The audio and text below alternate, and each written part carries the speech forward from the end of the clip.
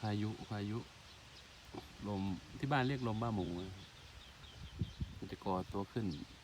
ค่อยๆขึ้นไปแล้วก็หมุนไปทั่วบริเวณนั่นแหละ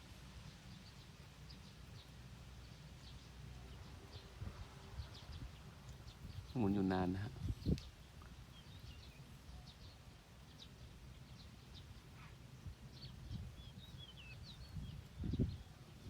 ไม่ถ่ายอยู่ไกลอะมองดูจางๆดูวงจะกว้าง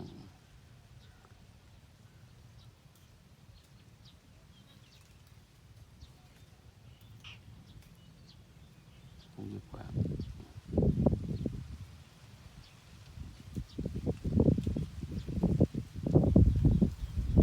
หายไปแล้ว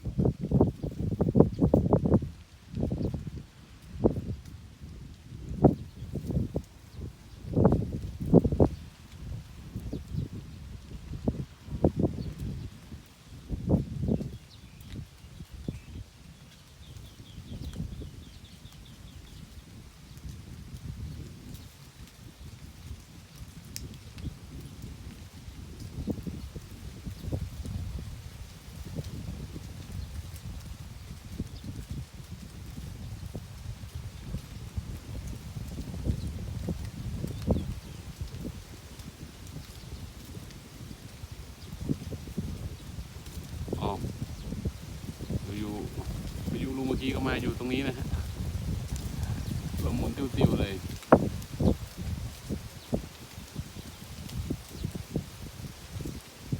นั่งถ่ายอยู่ตั้งไกลมาถึงนี้แหละนะฮะมันหมุนเฉพาะบริเวณนี้นะฮะเป็นลมบ้าหมู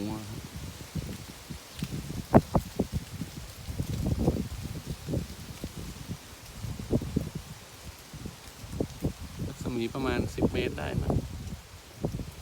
ก็ไม้ก็ร่วงมาตลอดนะ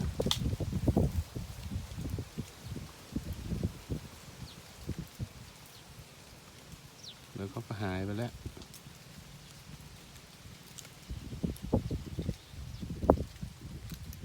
ตื่นเต้น